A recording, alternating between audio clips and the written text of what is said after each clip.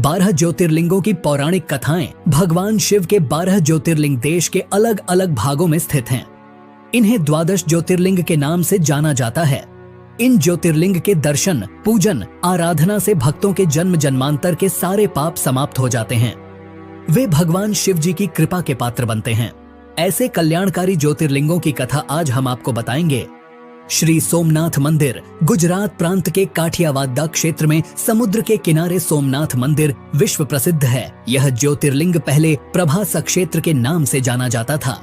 यहीं भगवान श्री कृष्ण ने जरा नामक व्याध के बाण को निमित्त बनाकर अपनी लीला का अंत किया था। इस ज्योतिर्लिंग की कथा का पुराणों में भी वर्णन है।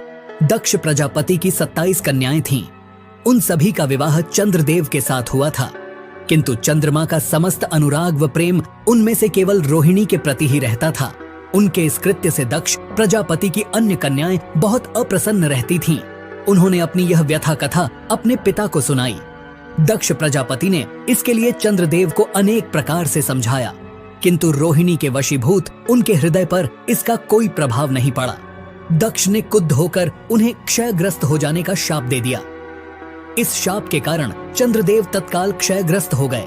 उनके क्षयग्रस्त होते ही पृथ्वी पर सुधा शीतलता वर्षण का उनका सारा कार्य रुक गया। चारों ओर त्राही त्राही मच गई। चंद्रमा भी बहुत दुखी और चिंतित रहने लगे थे। उनकी प्रार्थना सुनकर इंद्रादि देवता तथा वशिष्ठ आदि अर्षिगण उनके उद्धार के लिए पितामह ब्रह्मा जी के पास गए। सारी बातों को सुनकर ब्रह्मा जी ने कहा, चंद्रमा, अपने शाप विमोचन के लिए अन्य देवों के साथ पवित्र प्रभास क्षेत्र में जाकर मृत्युंजय भगवान शिव की आराधना करो। उनकी कृपा से अवश्य ही इनका शाप नष्ट हो जाएगा और ये रोगमुक्त हो जाएंगे। ब्रह्मा जी के कहे अनुसार चंद्रदेव ने मृत्युंजय भगवान की आराधना का सारा कार्य पूरा किया। उन्होंने घोर तपस्या करते हुए 10 करोड़ बार मृत्युंजय मंत्र का जप किया। इससे प्रसन्न होकर मृत्युंजय भगवान शिव ने उन्हें अमृतत्व का वर प्रदान किया। उन्होंने कहा, चंद्रदेव, तुम शोक न करो। मेरे वरदान से तुम्हारा शाप मोचन तो होगा ही, साथ ही साथ प्रजापति दक्ष के वचनों की रक्षा भी हो जाएगी। कृष्ण पक्ष में प्रतिदिन तुम्हारी एक एक कला क्षीण होगी, किंतु शुक्ल पक्ष में उसी क्रम से तुम्हारी एक एक कला बढ़ जाया करेगी। इस प्रकार प्रत्येक पूर्णिमा को तुम्हें पूर्ण चंद्रत्व प्राप्त होता रहेगा। चंद्रमा को मिलने वाले इस वरदान से सारे लोकों के प्राणी प्रसन्न हो उठे। सुधाकर चंद्रदेव पुनः 10 दिशाओं में सुधा वर्षण का कार्य पूर्ववत करने लगे। शाप मुक्त होकर चंद्रदेव ने अन्य देवताओं के साथ मिलकर मृत्युंजय भगवान से प्रार्थना की कि आप माता पार्वती जी के साथ सदा के लिए प्राणों के उद्धारार्थ यहाँ निवास करें। भगवान शिव उनकी इस प्रार्थना को स्वीकार करके ज्योतिर्लिंग के रूप में माता पार्वती जी के साथ तभी से यहाँ रहने लगे। पावन प्रभास क्षेत्र में स्थित इस सोमनाथ ज्योतिर्लिंग की महिमा महाभारत, श्रीमद् भागवत तथा स्कंद पुराण आदि में विस्तार से बताई गई है। चंद्रमा का एक नाम सोम भी है। उन्होंने भगवान शिव को ही अपना नाथ स्वामी मानकर यहाँ तपस्या की थी, इसलिए इस ज्योतिर्लिंग को सोमनाथ कहा जाता है। श्री मल्लिकार्जुन आंध्र प्रदेश में कृष्णा नदी के तट पर दक्षिण का कैलाश कहे जाने वाले श्री शैल पर्वत पर श्री मल्लिकार्जुन ज्योतिर्लिंग स्थित है। महाभारत, शिव पुराण तथा पद्म पुराण आदि धर्म ग्रंथों में इसकी महिमा और महत्ता का विस्तार से वर्णन किया गया है। पुराणों में इस ज्योतिर्लिंग की कथा कुछ इस प्रकार है। एक समय की बात है, भगवान शंकर जी के दोनों पुत्र श्री गणेश और श्री कार्तिकेय स्वामी विवाह के लिए परस्पर झगड़ने लगे। प्रत्येक का आग्रह था कि पहले मेरा विवाह किया जाए। उन्हें लड़ते झगड़ते देखकर भगवान शंकर और मां पार्वती ने कहा, तुम लोगों में से जो पहले पूरी पृथ्वी का चक्कर लगाकर यहाँ वापस लौट आएगा, उसी का विवाह पहले किया जाएगा। माता पिता की यह बात सुनकर श्री कार्तिकेय स्वामी तो अपने वाहन मोर पर विराजित हो तुरंत पृथ्वी के चक्कर लगाने के लिए दौड़ पड़े। गणेश जी के लिए तो यह कार्य बड़ा ही कठिन था। एक तो उनकी काया स्थूल थी, दूसरे उनका वाहन भी मूषक चूहा था। भला वे दौड़ में स्वामी कार्तिकेय की बराबरी किस प्रकार कर पाते। लेकिन उनकी काया जितनी स्थूल थी, बुद्धि उसी के अनुपात में सूक्ष्म और तीक्ष्ण थी। उन्होंने पृथ्वी की परिक्रमा का एक सुगम उपाय खोज निकाला।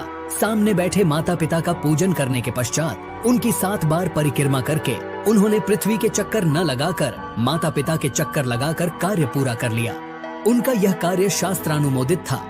पूरी पृथ्वी का चक्कर लगाकर स्वामी कार्तिकेय जब तक लौटे तब तक श्री गणेश जी का रिद्धि और सिद्धि नाम वाली 2 कन्याओं के साथ विवाह हो चुका था और उन्हें क्षेम तथा लाभ नामक 2 पुत्र भी प्राप्त हो चुके थे। यह सब देखकर स्वामी कार्तिकेय अत्यंत रुष्ट होकर क्रौंच पर्वत पर चले गए। माता पार्वती वहां उन्हें मनाने पहुंची। जब कार्तिक को पता चला कि उनकी माता पिता यहाँ आने वाले हैं, तो कार्तिक वहां से दूसरी जगह चले गए। जिस स्थान में माता पार्वती और भगवान शिव ने अपने पुत्र की प्रतीक्षा की थी, उसे अब श्रीसेलम के नाम से जाना जाता है। उन्होंने अपने पुत्र से परेशान होकर उन्होंने एक ज्योतिर्लिंग का रूप धारण किया और वहीं रहने लगे, और तब से मल्लिकार्जुन ज्योतिर्लिंग के नाम से प्रख्यात हुए। मल्लिका का अर्थ है पार्वती और अर्जुना का अर्थ है शिव। इस मल्लिकार्जुन शिवलिंग का दर्शन पूजन एवं अर्चन करने वाले भक्तों की सभी सात्विक मनोकामनाएं पूर्ण हो जाती हैं। दैहिक, दैविक, भौतिक सभी प्रकार की बाधाओं से वे मुक्त हो जाते हैं। श्री महाकालेश्वर यह परम पवित्र ज्योतिर्लिंग मध्य प्रदेश के उज्जैन नगर में है। क्षिप्रा नदी के तट पर स्थित उज्जैन प्राचीन काल में उज्जैनी के नाम से विख्यात था। इसे अवंतिकापुरी भी कहते थे। यह भारत की परम पवित्र सप्तपुरियों में से एक है। महाभारत, शिव पुराण एवं स्कंद पुराण में महाकाल ज्योतिर्लिंग की महिमा का पूरे विस्तार के साथ वर्णन किया गया है। इस ज्योतिर्लिंग के विषय में एक कथा इस प्रकार कही जाती है। किसी समय अवंतिकापुरी में वेदपाठी तपोनिष्ठ एक अत्यंत तेजस्वी ब्राह्मण रहते थे। एक दिन दूषण नामक एक अत्याचारी असुर उनकी तपस्या में विघ्न डालने के लिए वहां आया। ब्रह्मा जी से वर प्राप्त कर वह बहुत शक्तिशाली हो गया था। उसके अत्याचार से चारों ओर त्राही त्राही मची हुई थी। ब्राह्मण को कष्ट में देखकर प्राणी मात्र का कल्याण करने वाले भगवान शंकर वहां प्रकट हो गए। उन्होंने एक हुंकार मात्र से उस दारुण अत्याचारी दानव को वहीं जलाकर भस्म कर दिया। ब्राह्मणों ने महादेव से यहीं विराजमान होने के लिए प्रार्थना की। ब्राह्मणों के निवेदन से प्रसन्न होकर शिव जी यहाँ महाकालेश्वर ज्योतिर्लिंग के रूप में वास करने लगे। भगवान वहाँ हुंकार सहित प्रकट हुए, इसीलिए उनका नाम महाकाल पड़ गया। इसीलिए परम पवित्र ज्योतिर्लिंग को महाकाल के नाम से जाना जाता है। भगवान शिव समय यानी काल के अंत तक यहीं रहेंगे, इसलिए भी इन्हें महाकाल कहा जाने लगा। श्री ओंकारेश्वर यह ज्योतिर्लिंग मध्य प्रदेश में पवित्र नर्मदा नदी के तट पर ओम आकर के पर्वत पर स्थित है। इस स्थान पर नर्मदा के दो धाराओं में विभक्त हो जाने से बीच में एक टापू सा बन गया है। इस टापू को मानधाता पर्वत या शिवपुरी कहते हैं। नदी की एक धारा इस पर्वत के उत्तर और दूसरी दक्षिण होकर बहती है। दक्षिण वाली धारा ही मुख्य धारा मानी जाती है। इसी मानधाता पर्वत पर श्री ओंकारेश्वर ज्योतिर्लिंग का मंदिर स्थित है। पूर्व काल में महाराज मानधाता ने इसी पर्वत पर अपनी तपस्या से भगवान शिव को प्रसन्न किया था। इसी से इस पर्वत को मानधाता पर्वत कहा जाने लगा। इस ओंकारेश्वर ज्योतिर्लिंग के दो स्वरूप हैं। एक को ममलेश्वर के नाम से जाना जाता है।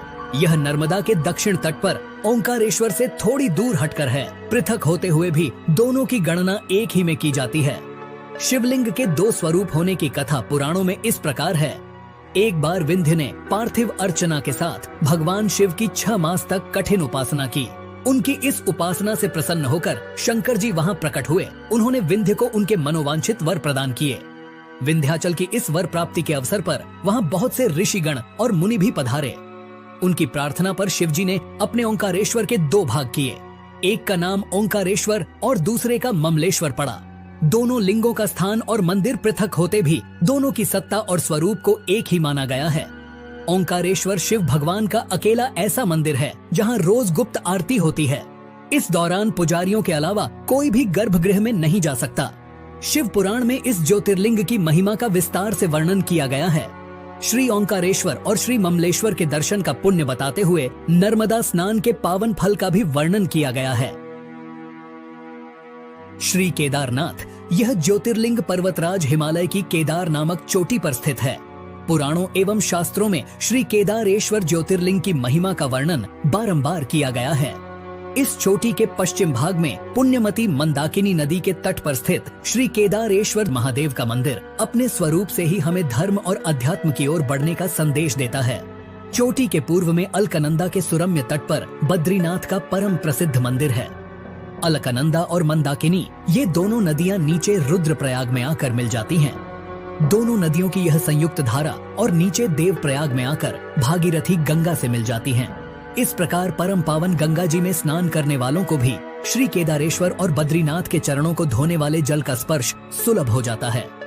कहा जाता है कि यह मंदिर समुद्र तट से लगभग 12,000 फीट की ऊंचाई पर स्थित है। सर्दियों में मौसम की खराब स्थिति के कारण यह मंदिर साल में 6 महीना के लिए खुला रहता है। कहा जाता है कि पवित्र केदारनाथ मंदिर का निर्माण 8वीं शताब्दी ईस्वी में हिंदू गुरु आदि शंकराचार्य द्वारा किया गया था। आदि शंकराचार्य ने उस स्थान का पुनर्निर्माण किया जहां माना जाता है कि महाभारत के पांडवों ने एक शिव मंदिर का निर्माण कराया था। पौराणिक कथा के अनुसार ऐसा कहा जाता है कि पांडव अपने कौरव भाइयों का अंत करने के बाद अपने पापों का प्रायश्चित करने के लिए भगवान शिव से माफी मांगने जाना चाहते थे, लेकिन भगवान शिव उनसे मिलना नहीं चाहते थे। इसके बाद भगवान शिव गुप्तेश्वर में छुप गए, जहां आज केदारनाथ का ज्योतिर्लिंग स्थित है। पांडवों ने और द्रौपदी ने एक बैल देखा जो अन्य बैल से बहुत अनोखा था। पांडवों में से भीम ने उन्हें पहचान लिया कि वह बैल कोई और नहीं बल्कि भगवान शिव है। भगवान शिव जो उनसे छिप रहे थे वे नंदी बैल के रूप में थे। भीम ने बैल को पकड़ने की कोशिश की लेकिन सफल नहीं हो सका।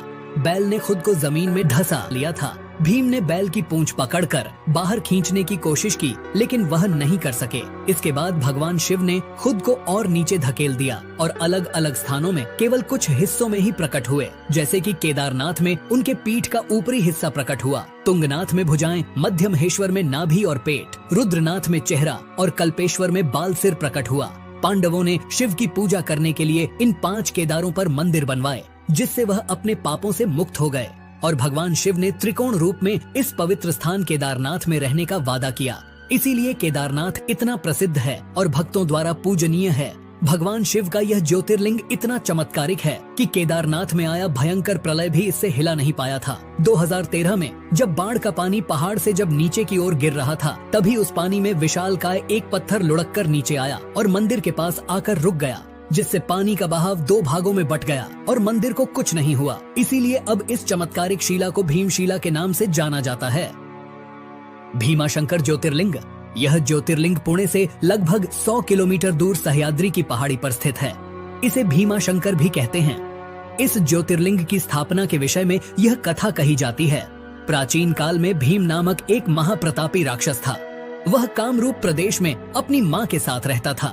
वह महाबली राक्षस राज रावण के छोटे भाई कुंभकर्ण का पुत्र था, लेकिन उसने अपने पिता को कभी देखा न था। उसके होश संभालने के पूर्व ही भगवान राम के द्वारा कुंभकर्ण का वध कर दिया गया था। जब वह युवावस्था को प्राप्त हुआ तब उसकी माता ने उससे सारी बातें बताईं। भगवान विष्णु के अवतार श्री रामचंद्र जी द्वारा अपने पिता के वध की बात सुनकर वह महाबली राक्षस अत्यंत क्रुद्ध हो उठा। अब वह निरंतर भगवान श्री हरि के वध का उपाय सोचने लगा। उसने अपने अभीष्ट की प्राप्ति के लिए 1000 वर्ष तक कठिन तपस्या की। उसकी तपस्या से प्रसन्न होकर ब्रह्मा जी ने उसे लोक विजयी होने का वर दे दिया। अब तो वह राक्षस ब्रह्मा जी के उस वर के प्रभाव से सारे प्राणियों को पीड़ित करने लगा। उसने देवलोक पर आक्रमण करके इंद्र आदि सारे देवताओं को वहां से बाहर निकाल दिया। पूरे देवलोक पर अब भीम का अधिकार हो गया। उसने कामरूप के परम शिव भक्त राजा सुदक्षिण पर आक्रमण करके उन्हें मंत्रियों अनुचरों सहित बंदी बना लिया। इस प्रकार धीरे धीरे उसने सारे लोकों पर अपना अधिकार जमा लिया। उसके अत्याचार से वेदों, पुराणों, शास्त्रों और स्मृतियों का सर्वत्र एकदम लोप हो गया। वह किसी को कोई भी धार्मिक कृत्य नहीं करने देता था। इस प्रकार यज्ञ, दान, तप आदि के सारे काम एकदम रुक गए। भीम के अत्याचार की भीषणता से घबराकर ऋषि मुनि और देवगण भगवान शिव की शरण में गए और उनसे अपना तथा अन्य सारे प्राणियों का दुख कहा। उनकी यह प्रार्थना सुनकर भगवान शिव ने कहा, मैं शीघ्र ही उस अत्याचारी राक्षस का संहार करूंगा। उसने मेरे प्रिय भक्त कामरूप नरेश को भी सेवकों सहित बंदी बना लिया है। कामरूप अपने सामने पार्थिव शिवलिंग रखकर अर्चना कर रहे थे। उन्हें ऐसा करते देख क्रोधोन्मत्त होकर राक्षस भीम ने अपनी तलवार से उस पार्थिव शिवलिंग पर प्रहार किया, किंतु उसकी तलवार का स्पर्श उस लिंग से हो भी नहीं पाया कि उसके भीतर से साक्षात शंकर जी वहां प्रकट हो गए। उन्होंने अपनी हुंकार मात्र से उस राक्षस को वहीं जलाकर भस्म कर दिया। भगवान शिव जी का यह अद्भुत कृत्य देखकर सारे ऋषि मुनि और देवगण वहां एक होकर उनकी स्तुति करने लगे। लोगों ने भगवान शिव से प्रार्थना की कि महादेव, आप लोक कल्याणार्थ अब सदा के लिए यहीं निवास करें। यह क्षेत्र शास्त्रों में अपवित्र बताया गया है। आपके निवास से यह परम पवित्र पुण्य क्षेत्र बन जाएगा। भगवान शिव ने सबकी यह प्रार्थना स्वीकार कर ली। वहां वह ज्योतिर्लिंग के रूप में सदा के लिए निवास करने लगे। उनका यह ज्योतिर्लिंग भीमेश्वर के नाम से विख्यात हुआ। काशी विश्वनाथ ज्योतिर्लिंग। काशी विश्वनाथ मंदिर भारत के उत्तर प्रदेश के वाराणसी शहर में पवित्र गंगा नदी के तट पर स्थित है। वाराणसी भारत में सबसे लंबे समय तक रहने वाले शहरों में से एक है, जिसे बनारस या काशी के नाम से भी जाना जाता है, और ये भारत के साथ सबसे पवित्र शहरों में से एक है और कई महत्वपूर्ण हिंदू मंदिरों का घर है। बनारस को एक ऐसे जगह के रूप में भी जाना जाता है जहां आयुर्वेद और योग परंपरा के निर्माता पतंजलि रहते थे और शिक्षा देते थे। ये एक महत्वपूर्ण बौद्ध शहर भी है, क्योंकि कहा जाता है कि बुद्ध ने अपना पहला उपदेश यही दिया था।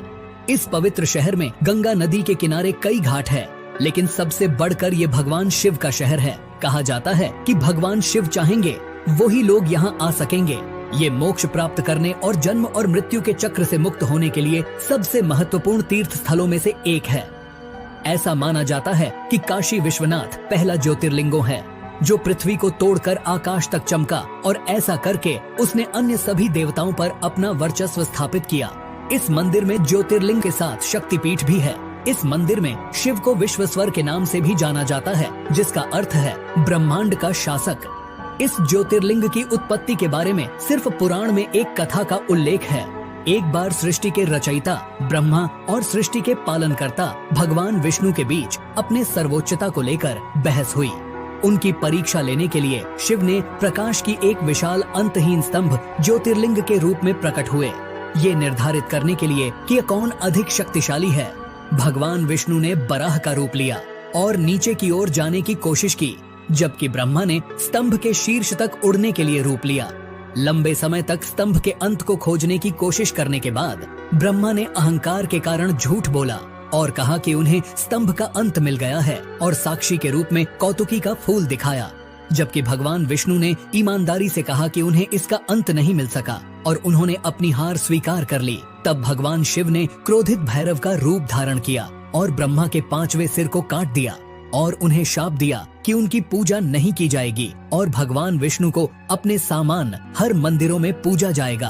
कहते हैं कि पृथ्वी के जिस स्थान पर यह स्तंभ गिरा था वह जगह आगे जाकर काशी विश्वनाथ कहलाया। त्र्यंबकेश्वर ज्योतिर्लिंग त्र्यंबकेश्वर ज्योतिर्लिंग जो ब्रह्मगिरी नामक एक पर्वत पर स्थित है, ये वही जगह है जहाँ से गोदावरी नदी शुरू होती है। इस ज्योतिर्लिंगों की सबसे बड़ी खासियत है यहाँ पर मौजूद 3 छोटे छोटे लिंग, जिन्हें ब्रह्मा, विष्णु और शिव जी का प्रतीक माना जाता है। पौराणिक कथाओं के अनुसार भगवान ब्रह्मदेव ने भगवान शिव को प्रसन्न करने के लिए ब्रह्मगिरी पर्वत पर तपस्या की थी। तभी से इस पर्वत को ब्रह्मगिरी पर्वत के नाम से जाना जाता है। कहते हैं कि ब्रह्मगिरी पर्वत के बीच आश्रम हुआ करता था, जहाँ महान ऋषि गौतम रहते थे। एक बार वहाँ भारी सूखे और अकाल के कारण वहाँ से सभी मनुष्यों के साथ साथ सभी जीव जंतु भी भागने लगे, जिसे देखते हुए ऋषि गौतम ने जल के देवता वरुण देव की तपस्या की। उनकी तपस्या से प्रसन्न होकर वरुण देव ने उन्हें एक ऐसा कुंड भेंट किया जिसमें कभी न खत्म होने वाला जल था। गौतम ऋषि ने उस पानी का उपयोग सभी प्राणियों की मदद करने के लिए किया। ऋषि गौतम को लोगों का अधिक प्यार और स्नेह मिला, इसलिए ऋषि गौतम को अधिक पुण्य प्राप्त हुआ। लेकिन जल्द ही आश्रम के दूसरे ऋषियों को इस बात से जलन होने लगी और उन्होंने गौतम ऋषि को नीचा दिखाने के लिए भगवान गणेश की तपस्या की। जैसे ही भगवान गणेश जी प्रकट हुए तो सभी ऋषियों ने उनसे गौतम ऋषि को नीचा दिखाने का आग्रह किया। इस पर गणेश जी ने उन्हें समझाने की कोशिश की, परंतु जब सारे ऋषि नहीं माने तो गणेश जी ने मजबूरन एक कमजोर गाय का रूप धारण किया और ऋषि के आश्रम में पहुँचे। गाय की ऐसी हालत देखकर ऋषि गौतम ने गाय को कुछ चारा प्रदान किया, लेकिन जैसे ही गाय ने चारे को खाया तुरंत उसकी मृत्यु हो गई। जिसके बाद सभी ऋषि वहां आ पहुंचे और उन्होंने गोहत्या का पाप ऋषि गौतम पर लगा दिया। गौतम ऋषि ने गोहत्या के पाप को दूर करने के लिए भगवान शिव को प्रसन्न करने के लिए इसी पहाड़ी पर तपस्या की थी। भगवान शिव प्रसन्न हुए और गौतम ऋषि से पूछा कि वे क्या चाहते हैं। गौतम ऋषि गाय के हत्या के पाप को दूर करने के लिए माता गंगा के जल में स्नान करना चाहते थे। भगवान शिव ने गौतम ऋषि की इच्छा स्वीकार कर ली और गंगा माता का जल ब्रह्मगिरी पर्वत पर भेज दिया। लेकिन गंगा नदी वहां से बार बार गायब हो जाती थी, क्योंकि गंगा माता वहां अकेले नहीं जाना चाहती थी। इसलिए गंगा माता ने आगे भगवान शिव से त्र्यंबकेश्वर में उनके साथ रहने के लिए प्रार्थना की और भगवान शिव ने गंगा माता के अनुरोध को स्वीकार कर लिया और ज्योतिर्लिंग त्र्यंबकेश्वर के रूप में भूमि से उत्पन्न हुए, जिसे आज त्र्यंबकेश्वर ज्योतिर्लिंग के रूप में जाना जाता है। वैद्यनाथ ज्योतिर्लिंग। वैद्यनाथ ज्योतिर्लिंग झारखंड राज्य के देवघर में स्थित है। ज्योतिर्लिंग को सिद्धपीठ भी कहा गया है, जहां पर भक्तों की मुराद जल्दी पूरी होती है।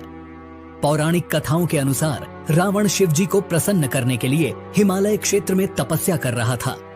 उसने अपने 9 सिर शिव जी को अर्पित कर दिया था। जैसे ही वो अपने 10वें सिर का बलिदान देने वाला था, शिव जी उनके सामने प्रकट हुए और उनसे पूछा कि वे क्या चाहते हैं। रावण ने कामना ज्योतिर्लिंग को लंका द्वीप पर ले जाने को कहा और शिव को कैलाश से लंका ले जाने का इच्छा व्यक्त की। भगवान शिव रावण के अनुरोध पर सहमत हुए, लेकिन एक शर्त के साथ उन्होंने कहा कि यदि लिंग को रास्ते में कहीं भी रखा गया तो ये देवताओं का स्थायी निवास बन जाएगा और इसे कभी भी स्थानांतरित नहीं किया जा सकेगा। ये सुनकर कि भगवान शिव कैलाश पर्वत पर अपने निवास स्थान से चले गए, सभी देवी देवता चिंतित हो गए। उन्होंने भगवान विष्णु से इसका समाधान मांगा। भगवान विष्णु ने पानी से जुड़े देवता वरुण देव को रावण के पेट में प्रवेश करने के लिए कहा, जिसके परिणाम स्वरूप और देवघर के आसपास के क्षेत्र में उसे पेशाब करने की आवश्यकता महसूस हुई। कहानी में कहा गया है कि विष्णु जी ने एक चरवाहे का रूप लिया। जब रावण पेशाब करने गया तो उसने इस ग्वाले को एक लिंग दिया। वरुण देव की उपस्थिति के कारण रावण को खुद को राहत देने में बहुत लंबा समय लगा। काफी देर तक रावण की प्रतीक्षा करने पर चरवाहा क्रोधित हो गया। फिर उसने लिंग को जमीन पर रख दिया और वहां से चला गया। वापस लौटने पर रावण ने लिंग को उठाने का प्रयास किया, लेकिन अपने प्रयास में असफल रहा। यह जानकर परेशान हो गया कि ये भगवान विष्णु का काम था और जाने से पहले रावण ने लिंग पर अपना अंगूठा दबाया, जिससे शिवलिंग आंशिक रूप से क्षतिग्रस्त हो गया। तब शिवलिंग की ब्रह्मा, विष्णु और अन्य देवी देवताओं द्वारा पूजा की गई और उन्होंने वैद्यनाथ मंदिर का निर्माण कराया। तब से महादेव ने कामना लिंग के अवतार के रूप में देवघर में निवास करते हैं।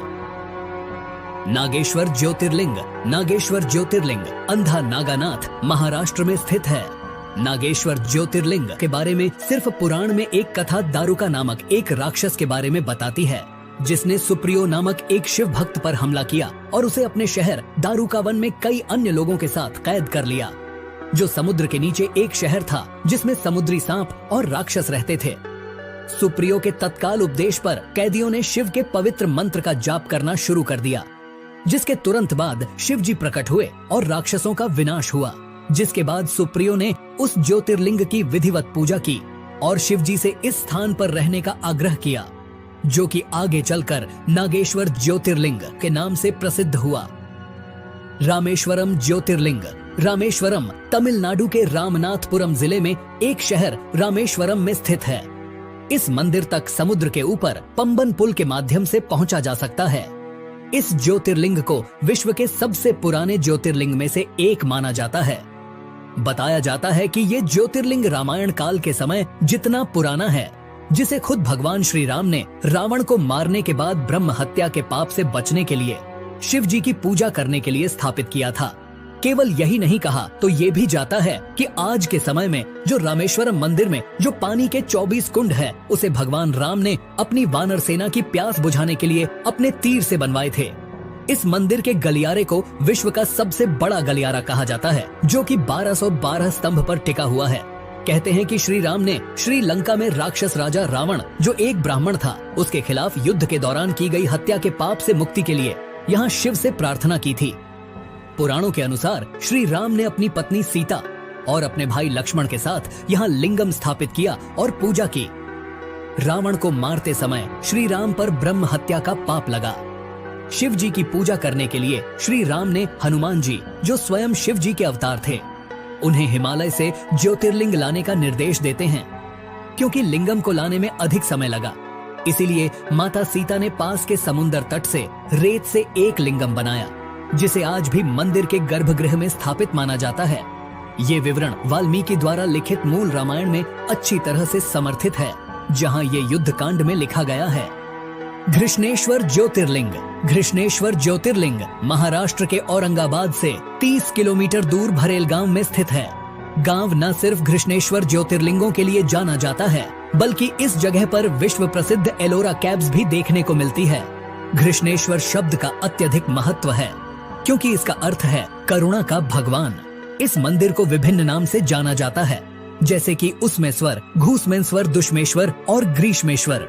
कहानी ये है कि शिवालय गांव में सुधर्मा नामक एक ब्राह्मण था जो अपनी पत्नी सुधैया के साथ देवगिरी पहाड़ों में रहते थे। ये दंपति निसंतान थे, इसलिए सुधैया ने अपनी छोटी बहन घुसमा का विवाह अपने पति से कर दिया। अपनी बहन की सलाह पर घुसमा प्रतिदिन 101 लिंग बनाती, उसकी पूजा करती और पास के झील में विसर्जित कर देती। आखिरकार उसे एक बच्चे का आशीर्वाद मिला। समय के साथ सुधैया अपनी बहन से ईर्ष्या होने लगी और उसने घुसमा के पुत्र की हत्या कर दी और उसे उसी झील में फेंक दिया जहां उसकी बहन लिंग को विसर्जित करने जाती थी। हालांकि घुसमा की बहन ने उसे बताया कि उसके बेटे की हत्या में सुधैया का हाथ था। घुसमा ने भगवान शिव की दया पर पूरा भरोसा करते हुए अपने दैनिक अनुष्ठान जारी रखा और अपने विश्वास के उपरांत जब वो लिंग को विसर्जित करने गई तो उसने अपने बेटे को अपनी ओर आता हुआ देखा। भगवान शिव उनके सामने प्रकट हुए और उसे उसकी बहन के घृणित कार्यों के बारे में बताया। घुसमा ने भगवान शिव से अपनी बहन को क्षमा करने का अनुरोध किया। प्रसन्न होकर भगवान शिव ने उन्हें वरदान दिया। घुसमा ने भगवान शिव से यही रुकने का आग्रह किया। यही कारण है कि भगवान शिव यहाँ स्वयं ज्योतिर्लिंग के रूप में प्रकट हुए। तो ये थे भारत के 12 प्रमुख ज्योतिर्लिंगों के बारे में जानकारी। अगर आपको यह वीडियो अच्छा लगा तो लाइक करें, अपने दोस्तों के साथ इसे शेयर करें और चैनल को भी सब्सक्राइब कर लीजिए ऐसी ही और वीडियो देखने के लिए।